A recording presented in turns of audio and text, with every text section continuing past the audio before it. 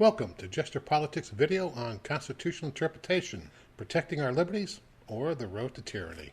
If we're being honest, we have to admit that the Constitution often has to be interpreted for at least two reasons. First, it was written in rather expansive terms, which opens it up to a lot of vagueness. Second, since 1789 when it was adopted, technology has made more than a few advances. So the question in my mind is not, do we need to interpret the Constitution, but how we should interpret the Constitution. And I think this is a critical question, and I think that we being the people, have abdicated our responsibility and allowed the judges and the law school professors to determine the best way in their minds that the Constitution should be interpreted at our expenses. Today there are two primary theories of constitutional interpretation. One is the living Constitution, which got such a bad reputation that those that favor it changed the name to pragmatic or progressive interpretation of the Constitution. The second major theory of constitutional interpretation is original text, or originalism for short. Now, the ones that subscribe to the living Constitution theory of interpretation are Sotomayor, Kagan, and Jackson on the current court. And there's, of course, Gorsuch, Thomas, and the late Scalia, who were hardline originalists. Now, an originalist will argue that what you do is you look at the Constitution, and if the text is clear, then you simply apply the text to the problem. If there's vagueness as to what the text means, then you take a look at what the words and actions at the time the Constitution was adopted, or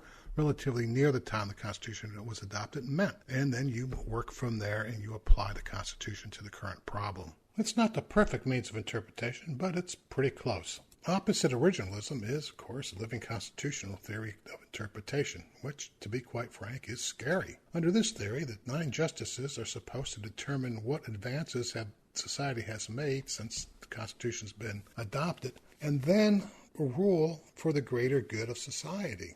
In other words, the Constitution is at best a guide, at worst just useless words on a paper. To me, this is the scariest method of constitutional interpretation a person can come up with.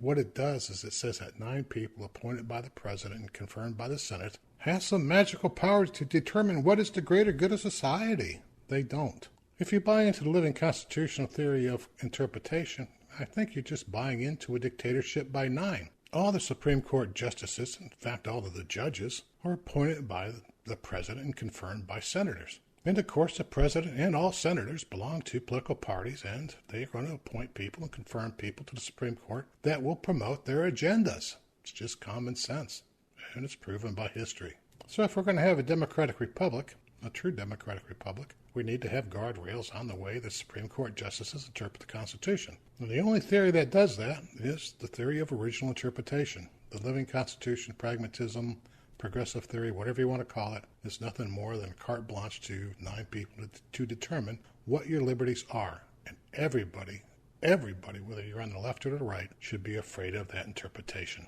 The good news is right now, today, the Supreme Court's dominated by people who are originalists, or at least lean into being an originalist. There's one, Roberts, who is just, we call him a political animal, and 3, Kagan, Sotomayor, and Jackson, who are hardcore living constitutionalists. However, political power shifts with the wind, and one day, Democrats, or the successors to the Democratic Party, will be in power again, and they'll be appointing people who are subscribers to the living constitutional theory of interpretation, and that's what keeps me up at night. And on that pleasant note, I'm going to bid you all a good night and have a good day. Goodbye.